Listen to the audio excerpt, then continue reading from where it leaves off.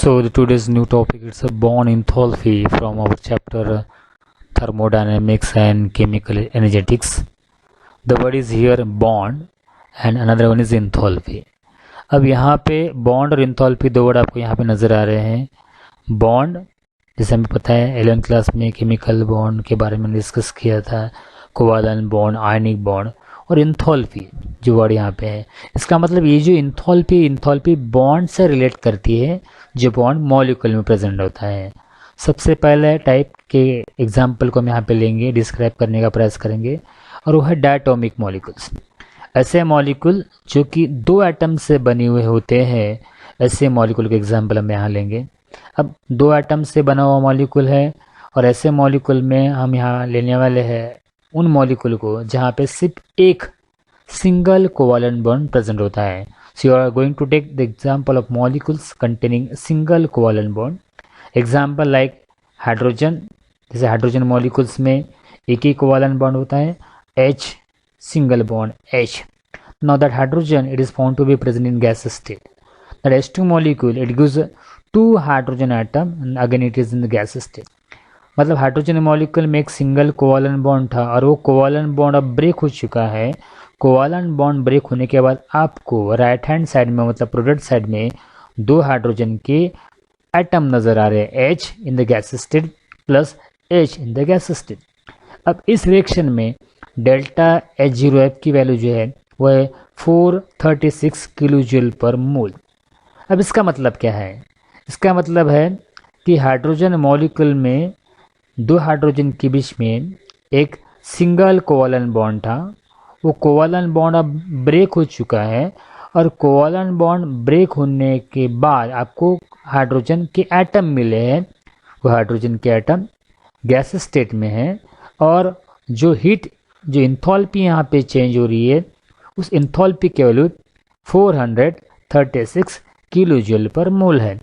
मतलब मॉलिक्यूल के बीच का बॉन्ड ब्रेक होके आपको एटम मिल रहे हैं और वैल्यू है जो आपको दिख रही है। उसी तरह से सेकंड एग्जांपल HCl का, यहाँ पे इस HCl मॉलिक्यूल में हाइड्रोजन और क्लोरीन इन दोनों के बीच में कोवालेंट बॉन्ड प्रेजेंट है। इस रिएक्शन में भी हाइड्रोजन और क्लोरीन के बीच का कोवालेंट बॉन्ड ब्रेक हो रहा है और बॉन्ड ब्रेक होने के बाद आपको H gas state plus Cl in the gas state you are giving here and again you are getting delta H0F is a 431.9 kilojoule per mole.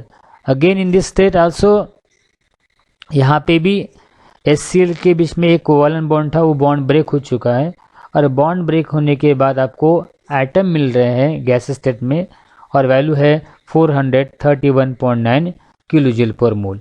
It means in both example the molecules are there, both molecules are diatomic molecule containing two atoms and after breaking the covalent bond you are getting the atom in the gas state and the amount of energy are given here delta H0F 436 in the first example, in the second example 431.9 kilojoule per mole. So यहाँ पे जो enthalpy है वो enthalpy bond से related कर रही है। Bond जो कि दो एटम के बीच में था, बॉन्ड ब्रेक हुआ और बॉन्ड ब्रेक होने के बाद आपको एटम मिले हैं। तो ये जो इंथॉल्पी, इस इंथॉल्पी को हम बॉन्ड इंथॉल्पी कहते हैं and that is related with the conversion of molecule into gases atoms. Now what is that bond enthalpy? So this enthalpy changes that required to break covalent bond. एक particular covalent bond होता है, उस bond को break करने के लिए जो enthalpy यहाँ पे चेंज होती है और इंथॉल्पी चेंज हो तो हमें याद रखना है कि आपके पास गैसेस मॉलिक्यूल था और उस गैसेस मॉलिक्यूल में जो बॉन्ड है वो बॉन्ड ब्रेक होने के बाद आपको क्या मिल रहा है? गैसेस एटम मिल रहे हैं। तो जो इंथॉल्पी चेंज होती है उस इंथॉल्पी को हम बॉन्ड इंथॉल्पी कहते हैं। द अमाउंट ऑफ इंथॉल्पी किस वक्त? जब किसी मॉलिक्यूल में बॉन्ड ब्रेक होने के बाद आपको गैसेस एटम मिलते हैं, उस इंथॉल्पी को यहाँ पे बॉन्ड इंथॉल्पी कह रहे हैं। The enthalpy change that required to break particular covalent bond in one mole of gaseous molecule to produce gaseous atoms is called as a bond enthalpy. इसे अगर हमें सिंपली डिफाइन करना है तो हम डिफाइन करेंगे the amount of enthalpy related with breakage of covalent bond to produce gases atom. किसी molecule में जो कोवलेंट बॉन्ड है उस कोवलेंट बॉन्ड को ब्रेक करते वक्त जो इंथैल्पी उससे रिलेट करती है, जो इंथैल्पी उस वक्त चेंज होती है, उस इंथैल्पी को हम बॉन्ड इंथैल्पी कहते हैं। Enthalpy related with the bond breaking, bond breaking के साथ जो इंथैल्पी रिलेट करती है उसे हम बॉन्ड इंथैल्पी कहते हैं। Enthalpy related with the breakage of covalent bond. So the amount of enthalpy related with breakage of covalent bond to produce gaseous atoms is called as a bond enthalpy. सारे के सारे example diatomic molecule थे। Cl2 में आप लेंगे तो Cl single bond Cl फिर से डायटोमिक मॉलिक्यूल है। बॉन्ड ब्रेक होने के बाद आपको 2 क्लोरीन के एटम मिलेंगे, वैल्यू जो रहेगी उसे हम बॉन्ड इंथैल्पी कहेंगे। Br2 में 2 ब्रोमीन के एटम है, दोनों के बीच का बॉन्ड ब्रेक होगा, आपको 2 ब्रोमीन एटम मिलेंगे और जो इंथैल्पी उस ब्रेकेज के साथ रिलेट करेंगी उस इंथैल्पी को हम बॉन्ड इंथैल्पी यहाँ पे कहने वाले हैं। तो ये टर्म है bond enthalpy, amount of enthalpy related with breakage of a particular covalent bond to produce gases atom is called bond enthalpy. अब ये हो गया डायटोमिक मॉलिक्यूल्स वाला एग्जांपल, जहाँ पे 2 एटम थे और 2 एटॉमिक यूनिट्स में एक ही कोवलेंट बॉन्ड था। लेकिन अगर हम ऐसे मॉलिक्यूल को लेते हैं जहाँ पे एक से ज़्यादा एटम हो, पॉलीएटॉमिक मॉलिक्यूल, जहाँ पे 2 से ज़्यादा एटम होता है उसे हम पॉलीएटॉमिक मॉलिक्यूल कहते हैं। Molecule containing more than 1 covalent bond, जैसे H2 मॉलिक्यूल। वाटर मॉलिक्यूल में 2 हाइड्रोजन है, 1 ऑक्सीजन है, और हमें पता है इस मॉलिक्यूल में ऑक्सीजन बीच में होता है, सेंट्रल एटम है, और 2 साइड में 2 हाइड्रोजन एटम होते हैं, टोटल बॉन्ड होते हैं 2। Oxygen at the centre, on one side 1 hydrogen, O single bond H, O single bond H, total 2 bond इस मॉलिक्यूल में होते हैं। अब जब सारे के सारे बॉन्ड ब्रेक होंगे, सारे के सारे मतलब यहाँ पे 2 बॉन्ड है, दोनों बॉन्ड ब्रेक होने के बाद 2 हाइड्रोजन अलग हो जाएंगे, 1 ऑक्सीजन अलग हो जाएगा, और यहाँ पे जो इंथैल्पी की वैल्यू है वो है 927 किलो जूल। लेकिन इस पॉलीएटॉमिक मॉलिक्यूल में एक बॉन्ड नहीं था, 2 बॉन्ड प्रेजेंट है। इसका मतलब 927 ये जो वैल्यू है, ये जो इंथैल्पी है, ये 2 बॉन्ड को ब्रेक करने के लिए लगने वाली एनर्जी हुई है। दोनों बॉन्ड ब्रेक हुए तब जाके आपको ये हाइड्रोजन एटम 2 और 1 ऑक्सीजन एटम मिला है। तो 927 ये 2 बॉन्ड को लगने वाली एनर्जी हुई है। उसी तरह से अगर हम CH4 लेते हैं, CH4 1 कार्बन 4 हाइड्रोजन, कार्बन बीच में होता है, 4 साइड में 4 हाइड्रोजन होते हैं। sp3 का एग्जाम्पल है, एलन क्लास में हमने स्टडी किया था। मतलब CH4 में टोटल 4 बॉन्ड है, C single bond H, C single bond H, C single bond H, C single bond H, 4 covalent bond. Carbon अलग होगा और 4 हाइड्रोजन अलग हो जाएंगे। वैल्यू है डेल्टा H की 1665 किलो जूल। अब 1665 किलो जूल ये जो वैल्यू है, ये चारों बॉन्ड को ब्रेक करने के लिए लगने वाली एनर्जी हुई है। ये इंथैल्पी चेंज हुई कब? जब चारों के चारों बॉन्ड ब्रेक हुए तभी एनर्जी। मतलब पॉलीएटॉमिक मॉलिक्यूल में भी मॉलिक्यूल एटम में कन्वर्ट होता है, लेकिन यहाँ पे डिफरेंस ये होता है कि हो सकता है 2 बॉन्ड के लिए ब्रेक करने के लिए वाली एनर्जी, 3 बॉन्ड को ब्रेक करने के लिए लगने वाली एनर्जी, 4 बॉन्ड को ब्रेक करने के लिए लगने वाली एनर्जी यहाँ पे होगी। इसीलिए ऐसे मॉलिक्यूल में हम जो वर्ड यूज करते हैं उसे हम कहते हैं एवरेज है, क्योंकि आपको पता नहीं होता कि एग्जैक्ट कितनी एनर्जी लगने वाली है बॉन्ड ब्रेक करने के लिए। 2 बॉन्ड रहेगा, 3 बॉन्ड रहेंगे, 4 रहेंगे, 5 या बहुत ज़्यादा बॉन्ड हो सकते हैं। तो इसीलिए पॉलीएटॉमिक मॉलिक्यूल में हम बॉन्ड एनर्जी के जगह या बॉन्ड इंथैल्पी की जगह हम average bond enthalpy word use करते हैं। एवरेज बॉन्ड इंथैल्पी क्या है? So the average enthalpy change, लेकिन average enthalpy change that required to break all covalent bond. किसकी लग रही है? सभी के सभी कोवलेंट बॉन्ड जो होते हैं पॉलीएटॉमिक मॉलिक्यूल में, उन बॉन्ड को ब्रेक करते वक्त जो एवरेज इंथैल्पी चेंज होती है। अब बॉन्ड ब्रेक होने के बाद आपको क्या मिलेगा? गैसेस एटम्स मिलेंगे। उस एनर्जी को, उस इंथैल्पी चेंज को हम एवरेज बॉन्ड इंथैल्पी कहते हैं। The average enthalpy change that required to break all covalent bond in 1 mole of gaseous polyatomic molecule to produce gaseous atoms is called average bond enthalpy। याद रखिए पहले average enthalpy, keyword क्या है, सभी के सभी बॉन्ड, ऑल कोवैलेंट बॉन्ड, किसमें, इन polyatomic gases molecule, और आपको मिलेगा गैसेस एटम। या सिंपली हम कहेंगे the average amount of enthalpy related with breakage of all covalent bond to produce gases atom in polyatomic molecule is called as bond enthalpy. किसी polyatomic molecule में सभी के सभी बॉन्ड ब्रेक होते वक्त जो इंथैल्पी चेंज होती है, क्या है, पॉलीएटॉमिक मॉलिक्यूल में सभी कोवैलेंट बॉन्ड ब्रेक होते वक्त जो इंथैल्पी चेंज होती है उसे हम कहते हैं एवरेज बॉन्ड इंथैल्पी।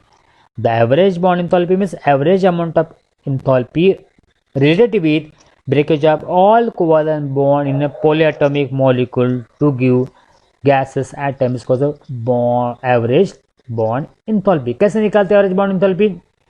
तो टोटल इंथैल्पी जो लगी है उसको डिवाइड किया जाएगा नंबर ऑफ बॉन्ड के द्वारा, total energy divided by number of bond. अब वाटर मॉलिक्यूल में 2 बॉन्ड है इसलिए 927 को हम 2 से डिवाइड करेंगे। अब मीथेन वाले एग्जांपल में CH4 में 1 कार्बन 4 हाइड्रोजन, मतलब टोटल 4 बॉन्ड है। डेल्टा H की वैल्यू है 1665 किलो जूल। अब ये 1665 टोटल एनर्जी है, उसको डिवाइड किया जाएगा नंबर ऑफ बॉन्ड, बॉन्ड कितने, 4, मतलब उसको हम 4 से डिवाइड करेंगे। So average bond enthalpy is equal to 1665 divided by 4, और डिवाइडेड बाय 4 करने के बाद आपको वैल्यू मिलेंगी 416 किलो जूल। अब ये 416 किलो जूल है average bond enthalpy. Total energy तो लगी है 1665 किलो जूल, लेकिन एवरेज एनर्जी कितनी लगी एक बॉन्ड को ब्रेक करने के लिए, 1665, ये 4 बॉन्ड के लिए ब्रेक करने के लिए लगने वाली एनर्जी, और एक बॉन्ड को ब्रेक करने के लिए एनर्जी कितनी लगी, तो डिवाइड बाय 4 किया, वैल्यू है ये 416 किलो जूल पर मोल। अगर आप वाटर वाला एग्जाम्पल लेते तो वाटर वाले एग्जाम्पल में 927 ये 2 बॉन्ड के लिए ब्रेक करने के लिए लगी हुई एनर्जी है। 927 को हम 2 से डिवाइड करेंगे क्योंकि वाटर में 2 बॉन्ड होते हैं, डिवाइड बाय 2 करने के बाद आपको जो वैल्यू मिलेगी 463, वो रहेगी एवरेज बॉन्ड इंथैल्पी। अगर आप अमोनिया वाला एग्जाम्पल लेते हैं जैसे बॉटम में दिया है, अमोनिया से आपको मिलेगा 1 नाइट्रोजन 3 हाइड्रोजन। अब अमोनिया में 3 बॉन्ड है, मतलब डेल्टा एच की वैल्यू जो भी रहेगी उस वैल्यू को आपको 3 से डिवाइड करना पड़ेगा, क्योंकि 3 बॉन्ड है, 3 से डिवाइड करेंगे तो आपको एवरेज बॉन्ड इंथैल्पी कितनी है, वो एवरेज बॉन्ड इंथैल्पी की वैल्यू आपको यहाँ पे मिल जाएगी। So just you have to divide the total enthalpy by number of bond, number of covalent bond, so we will get develop average bond enthalpy. So average bond enthalpy is equal to value of total enthalpy divided by the number of covalent bond present in that molecule. That's average bond enthalpy. अब यही bond enthalpy chemical reactions के लिए निकालना है तो reactions और bond enthalpy की value क्या रहेगी। ये एग्जाम्पल हमने लिए A + B it gives C and D। इस रिएक्शन में बताया लेफ्ट हैंड साइड में A और B है जो कि रिएक्टेंट्स है, C एंड D ये राइट हैंड साइड में जो कि प्रोडक्ट मॉलिक्यूल है। अब इंथैल्पी चेंज किसी रिएक्शंस में अगर हमें निकालना है तो याद रखिए बॉन्ड इंथैल्पी के टर्म में अगर हमें इंथैल्पी निकालना है तो इंथैल्पी की वैल्यू कैसे निकालते हैं, delta H 0 is equal to sum of enthalpy of reactant की वैल्यू माइनस प्रोडक्ट की वैल्यू। तो अगर किसी रिएक्शंस के लिए बॉन्ड इंथैल्पी के टर्म में अगर हमें चेंज इन इंथैल्पी निकालनी है तो निकालते हुए हमें याद रखना है कि रिएक्टेंट माइनस प्रोडक्ट। इसके पहले जितने भी इक्वेशन हमने लिखे उस वक्त लिखते वक्त हमने क्या किया था, प्रोडक्ट माइनस रिएक्टेंट ही लिखा था। प्रोडक्ट ये फाइनल स्टेट होती है इसलिए 2 माइनस रिएक्टेंट इनिशियल स्टेट होती है 1, 2 माइनस 1 ही किया है। लेकिन यहाँ पे बॉन्ड इंथैल्पी के टर्म में अगर हमें इंथैल्पी का वैल्यू निकालनी है रिएक्शंस के लिए तो रिएक्टेंट की वैल्यू माइनस प्रोडक्ट की वैल्यू हमने निकाला है। So delta H 0 is equal to sum of H0 of reactant minus sum of H0 of product molecule. Example H2 + Cl2 it gives twice HCl। इस reaction में H2 reactant है, Cl2 reactant है और HCl जो कि 2 molecule बने वो product molecule है। अब इस रिएक्शन के लिए अगर हमें एंथैल्पी की वैल्यू निकालने है, कैसे निकालेंगे? So delta H zero is equal to, पहले स्क्वायर ब्रैकेट में रिएक्टेंट की वैल्यू रहेगी और दूसरे ब्रैकेट में प्रोडक्ट की वैल्यू रहेगी। रिएक्टेंट है पहला H2, H2 मतलब H सिंगल बॉन्ड H, इसलिए पहले ब्रैकेट में हम लिखा delta H zero of H single bond H, hydrogen में जो बॉन्ड है उसकी वैल्यू, प्लस Cl2 में जो बॉन्ड है delta H zero of Cl single bond Cl। पहला ब्रैकेट हो गया कंप्लीट, हाइड्रोजन के बॉन्ड की वैल्यू और क्लोरीन के बॉन्ड की वैल्यू, पहला ब्रैकेट कंप्लीट, माइनस रिएक्टेंट की वैल्यू, रिएक्टेंट है सॉरी प्रोडक्ट की वैल्यू, प्रोडक्ट है HCl, सेकंड ब्रैकेट में 2 क्यों? क्योंकि HCl के 2 मॉलिक्यूल है, जितने मॉलिक्यूल रहेंगे उतने से मल्टीप्लाई करना पड़ता है। 4 अगर है तो 4 से मल्टीप्लाई करते, 5 अगर है तो 5 से मल्टीप्लाई करते, HCl है 2 इसलिए 2 से मल्टीप्लाई किया, 2 into delta zero of HCl की वैल्यू को हम 2 से मल्टीप्लाई करेंगे, तो रिएक्टेंट की वैल्यू माइनस प्रोडक्ट की वैल्यू को हम सब्सट्रैक्ट करेंगे तो आपको डेल्टा जीरो यहाँ पे मिल जाने वाला है। इस तरह से किसी रिएक्शंस के लिए बॉन्ड एंथैल्पी की वैल्यू को निकालना पड़ता है, रिएक्टेंट माइनस प्रोडक्ट। अब अगर हम यहाँ पे ये एग्जाम्पल हमने लिखा है C2H6 ethane plus C2H6 plus ethane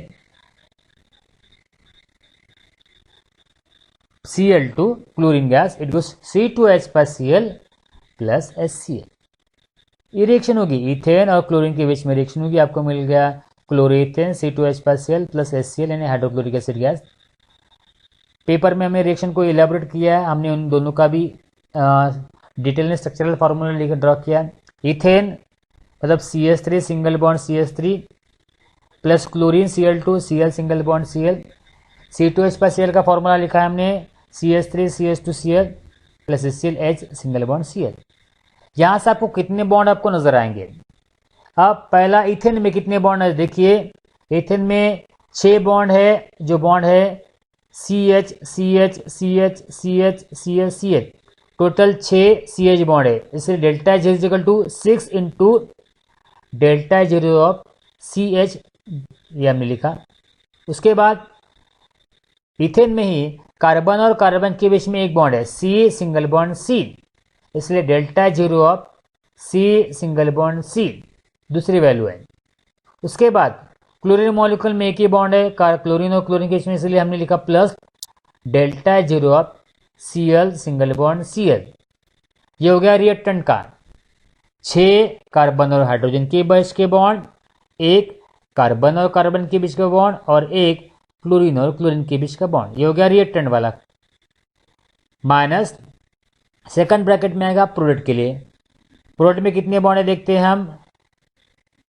पहले मॉलिक्यूल में CH3 CH2 Cl में कार्बन और हाइड्रोजन के बीच में टोटल 5 बॉन्ड है, देखिए CH CH CH CH CH 5 bond, इसलिए हमने लिखा 5 into delta zero of CH bond. उसके बाद में एक बॉन्ड है C और C के बीच में, कार्बन और कार्बन के बीच में एक बॉन्ड है delta zero of carbon carbon, plus और एक बॉन्ड है कार्बन और क्लोरीन के बीच का, इसलिए हमने लिखा delta zero of carbon single bond chlorine. उसके बाद और एक है HCl में बॉन्ड है H और Cl के बीच में, इसलिए हमने लिखा plus delta H zero of H single bond Cl, ये हमने लिखा। इससे आप और कम भी कर सकते हैं, जो आपको सेम नजर आएगा उसे आप कैंसिल कीजिए, तो कैंसिल करने के बाद आपको इनकी वैल्यू पता चलने वाली है। इस तरह से किसी भी रिएक्शंस के लिए अगर आपको वैल्यू निकालना है तो जो भी रिएक्शन है उसको सबसे पहले इलेबोरेट कर लीजिए, उनका सभी मॉलिक्यूल का स्ट्रक्चरल फार्मूला ड्रॉ कर लीजिए, जो एलन क्लास में देखा था, स्टडी किया था। डिटेल फार्मूला ड्रॉ करना, आपको कितने बॉन्ड उस मॉलिक्यूल में आपको अच्छे से नजर आएंगे, उन बॉन्ड के नंबर को आपको काउंट करना है। बॉन्ड के नंबर को काउंट करेंगे तो रिएक्टेंट वैल्यू बॉन्ड के नंबर पहले लिखना है, उनके वैल्यू को आपको जितने बॉन्ड रहेंगे उससे आपको मल्टीप्लाई करना पड़ेगा। 6 है तो 6 से, 5 है तो 5, 4 है तो 4 से मल्टीप्लाई करना। कोई और बॉन्ड आधा अगर रहेगा तो आधा से मल्टीप्लाई करना पड़ेगा। ये होने के बाद रिएक्टेंट वैल्यू पहले लिखना पड़ेगा, फिर बाद में माइनस प्रोडक्ट में कितने बॉन्ड है उनको भी आपको गिनना है, उनको सेकंड ब्रैकेट में लिखिए और वैल्यू दी रहेगी उनकी बॉन्ड की, वैल्यू आपको पुट करना है। पुट करने के बाद जितने से भी आपको मल्टीप्लाई करना है, जो वैल्यू वहाँ रहेगी, नंबर जो रहेगा उस नंबर से आपको मल्टीप्लाई करना है और सब्सट्रैक्शन करने के बाद आपको डेल्टा एच जीरो की आपको वैल्यू मिलेगी। इस तरह से किसी भी केमिकल रिएक्शंस के लिए बॉन्ड इंथैल्पी को यूज़ करके हम केमिकल रिएक्शंस की भी डेल्टा एच जीरो की वैल्यू को हम आसानी से फाइंड आउट कर सकते हैं। तो ये था आज का term bond enthalpy, average bond enthalpy और किसी भी केमिकल रिएक्शंस के लिए किस तरह से बॉन्ड इंथैल्पी को यूज़ करने के बाद हम डेल्टा एच